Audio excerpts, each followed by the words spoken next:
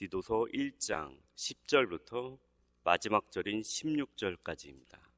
예수님께서 제자들에게 온 민족에게 복음을 전하라고 명령하셨습니다. 그리고 조금 지나지 않아 교회는 예루살렘을 넘어 유대와 사마리아 그리고 땅끝을 향해서 전진해 가고 있습니다. 그런데 우리가 잊지 말아야 하는 것이 있습니다.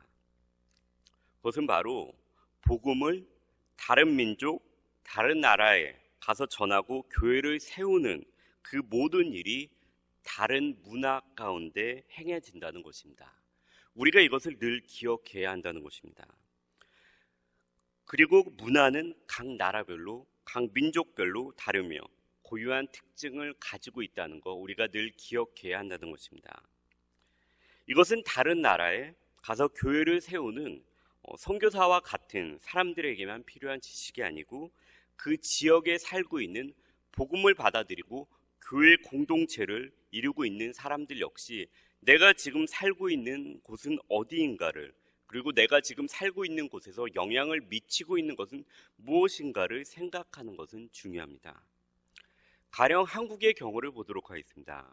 한국에 120년도 더 전에 선교사님들이 오셨을 때 우리의 문화를 보고 가장 시급하다고 느낀 것은 바로 술과 담배의 남용이었습니다. 그래서 선교사님들은 술과 담배의 금지를 명령하였고, 그 당시에 믿음의 선배들은 이를 지킴으로써 그 당시에 만연한 술과 담배의 남용으로부터 자신들을 구별하였습니다. 지금 디도가 사역을 하고 있고 바울도 전에 있었던 그레데 섬의 문화적인 특징은 오늘 본문 12절에 잘 나와 있습니다. 그레데인 중에 어떤 선지자가 말하되 그레데인은 항상 거짓말쟁이며 악한 짐승이며 배만 위하는 게으른 뱅이라 하니 이 증언이 참되도다. 이 구절은 아마도 예수님이 오시기 500년에서 200년 전에 살고 있었던 한 시인이 그레데 섬에 대해서 쓴 시를 인용한 것으로 보입니다. 물론 바울은 그레데 섬에 있는 모든 믿음의 공동체의 사람들 역시 이렇게 거짓말쟁이며 악한 짐승이며 배만 위하는 사람들이다라고 얘기하는 것은 아닙니다. 가령 한국의 선교사님들이 오셨을 때 한국의 특징이 술과 담배의 남용이었지만 모든 사람들이 그러한 것은 아니었습니다. 이것은 단지 그 지역의 보편적인 특징과 문화적인 성향을 보여주고 있는 것입니다. 그리고 타 지역 사람들이 이 사람들을 대했을 때 보편적으로 느끼는 것의 특징을 이제 끄집어내서 이야기한 것입니다. 그레데 섬의 거짓말이라고 하는 것은 그레데 섬 사람들이 오랫동안 그 지역 가운데서 거짓말이라는 특징으로 좀 유명했습니다. 왜냐하면 한 예로 그리스의 많은 신들 중에 가장 우두머리 되는 신인 제우스 신의 무덤이 어디 있는가에 대해서 이 그레데 사람들이 알고 있다고 얘기를 하고 다녔습니다. 지금은 그리스 신화라는 이름으로 우리에게 친숙한 이 제우스라는 이 신은 그 당시에는 신화가 아니고 당대 사람들에게 있어서 가장 위대한 신으로 추앙받았습니다.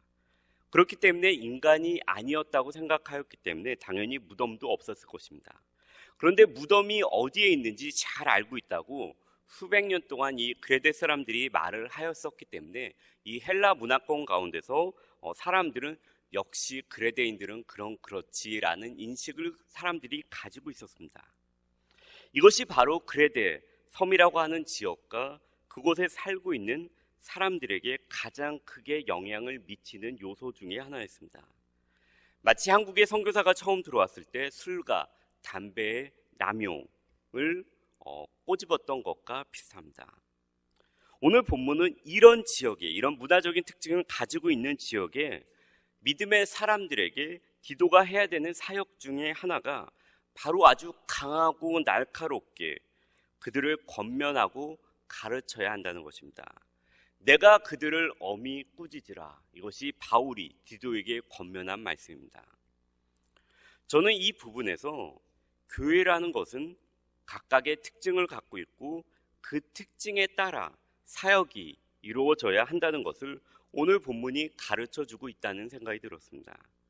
신약 시대에 많은 지역과 나라와 민족들에게 복음이 전해지고 교회가 세워졌습니다. 사도행전이나 여러 바울 서신들을 통해서 우리가 이를 잘 볼 수 있습니다. 그런데 대부분의 교회가 문제가 있고 어려운 가운데 있습니다. 문제가 없을 수는 없습니다. 그런데 바울은 이 모든 문제들을 하나의 동일한 방식으로 고치고 바로 세우지 않는다는 거 우리가 바울 서신들을 통해서 알 수 있습니다. 바울은 여러 사역의 방법들을 동원하여 그 지역에서 그리스도인들이 바로 설 수 있도록 타이르기도 하고 자신을 낮추기도 하고 엄히 경고하기도 하였습니다. 이것은 반대로 우리들에게 가르쳐 주는 것이 있습니다. 지금 내가 있는 곳은 어디인가? 내가 지금 있는 곳에 가장 큰 영향을 미치고 있는 것은 어디인가를 우리가 다시 한번 생각해 보아야 한다는 것입니다. 왜냐하면 디도서는 디도라는 이 사역자에게 개인적으로 보낸 편지이기도 하지만 동시에 그레데 지역에 흩어져 있는 교회와 그 지역에 있는 성도들이 읽혀질 목적으로 쓰여진 것이기 때문입니다. 즉 지도자만을 위한 편지가 아니라 그 교회 구성원들을 위한 편지이기도 했습니다. 지도자 역시 그 지역적 특징에 맞추어서 내가 어떻게 사역을 해야 되는가를 알아야 하고 그 지역의 성도들 역시 자신들에게 영향을 미치고 있는 것을 알아야 하는 이유는 오늘 본문의 13절과 14절에 나와 있습니다. 이는 그들로 하여금 믿음을 온전하게 하고 유대인의 허탄한 이야기와 진리를 배반하는 사람들의 명령을 따르지 않게 하려 함이라. 즉 성도들의 유익을 위해 그들의 믿음을 조금이라도 온전하게 세우기 위한 것이 첫 번째 목적이며 두 번째로는 그 지역의 특징에 맞게 공격해 오는 사탄의 공격을 막아내기 위함이라는 것입니다. 오늘 11절을 보게 되면은 거짓 교사들 또는 나쁜 영향을 미치는 자들을 어떻게 대해야 하는지, 교회가 지도자가 어떻게 대해야 하는지를 보여주고 있습니다. 그들의 입을 막을 것이라. 누군가가 시장이나 아니면 사람들이 많이 다니는 곳에서 말하는 것을 디도나 그 지역의 장로들이 강제로 입을 막을 수는 없습니다. 여기서 그들의 입을 막으려고 하는 것은 교회 내에 들어온 누룩과 같은 거짓 교사들, 거짓된 것을 자꾸 가르치는 사람들을 교회 내에서 막으라는 것입니다. 그들에게 자꾸 가르칠 수 있는 기회를 줌으로 인해서 그레데 섬의 온 가정교회들이 무너진다고 11절은 알려주고 있습니다. 이렇게 사탄의 공격은 어떠한 약점을 치고 들어옵니다. 교회가 어느 정도 잘 서고 있으면 그 교회의 특징을 살피고 약점이라고 생각되는 그 부분을 비집고 들어온다는 것입니다. 제우스의 무덤이 어디에 있는가 알고 있다고 말한 것과 같이 그레데인들에게 이런 신화적인 유대인의 허탄한 이야기와 어리석은 변론과 족보 이야기는 그들의 길을 솔깃하게 만드는 주제였습니다. 이런 거짓 가르침에 빠르게 대응하지 못하고 교회가 무너지고 있자 바울은 어떻게 보면 가장 강력한 어조인 그들의 입을 막으라라고 이야기하고 있습니다. 물론 이것은 그레데 지역에 있는 그 교회의 특징에 맞게 바울이 명령한 것일 것입니다. 그런데 오늘 본문을 자세히 들여다보면 이 거짓 교사들이 이런 귀에 솔깃한 메시지를 들고 그레데 교회에 찾아온 이유를 알 수 있습니다. 더러운 이득을 취하려고 마땅하지 아니한 것을 가르친다라고 바울은 이 거짓 교사들이 들어온 목적에 대해서 말씀하고 있습니다. 그런데 이 더러운 이득이라고 하는 것은 우리가 바울의 다른 편지들에서뿐만이 아니라 사복음서를 통해서도 많이 보아왔던 거짓 교사들의 특징입니다. 바로 돈을 사랑하는 자들입니다. 자신들을 따르게 하는 것을 좋아하는 사람들입니다. 그리고 이런 더러운 이득을 좋아하는 사람들의 특징은 16절과 같이 그들이 하나님을 시인하나 행위로는 부정하니 가증한 자요 복종하지 아니하는 자요 모든 선한 일을 버리는 자니라라고 그들의 특징에 대해서 말씀하고 있습니다. 각 지역별로 각각 다른 특징도 있습니다. 그렇지만 동일하게 갖는 특징도 있습니다. 우리가 인간이기 때문에 다 생김새가 다르고 성격이 다릅니다. 그러나 동시에 우리는 인간이기 때문에 동일하게 혹은 비슷하게 가지고 있는 특징들이 있습니다. 이와 비슷합니다. 거짓 교사들이 가르치는 이유는 그들이 그것들을 통해서 더러운 이득을 취할 수 있기 때문입니다.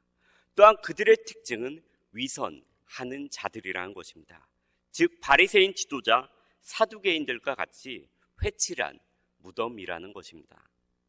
그들은 모든 선한 일을 버리는 자들이라고 오늘 본문의 마지막 구절은 말씀하고 있습니다. 이것은 바울이 어저께 구절 가운데서 장로들의 자격에서 이야기했던 것과 완전히 반대되는 특징을 우리에게 보여주고 있습니다. 바른 선생이며 바른 가르침을 전한 장로들은 선한 일을 하며 더러운 이득을 취하지 않는 자라고 어저께 바울은 장로들의 자격에 대해서 말씀하고 있습니다. 반대로 오늘 본문은 거짓 교사들은 선한 일을 하지 않고 더러운 이득을 취하는 자들이라고 말씀하고 있습니다.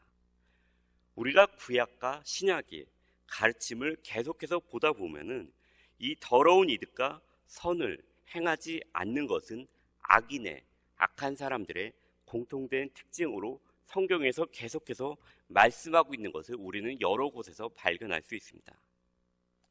문화적으로 다 다르기에 교회의 사역이 쉽지 않고 선교가 쉽지 않을 수 있습니다.